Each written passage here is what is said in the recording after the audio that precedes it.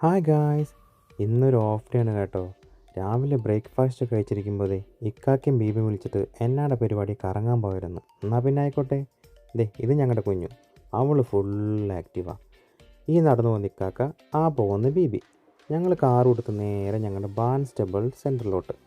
അവിടെ ഒരു മാളിൽ കയറ്റി കാറും പാർക്ക് ചെയ്ത് ഓരോ ഷോപ്പ് വിടാതെ കയറി ഇറങ്ങി നടക്കുകയാണ് കേട്ടോ. പൗൺലാൻഡും ഗ്രേപ്പ് ട്രീയും അങ്ങനെ ഓരോന്ന്. നാട്ടിൽ കൊണ്ടുപോകാനുള്ള കുറച്ച് സാധനങ്ങളൊക്കെ വാങ്ങിക്കാനുണ്ട്.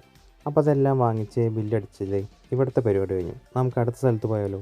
നേരെ ഇനി ഫാം ഫുഡ്സിലോട്ട്. ഫാം ഫുഡ്സ് ഒരു അടിപൊളി ഷോപ്പാണ് കേട്ടോ.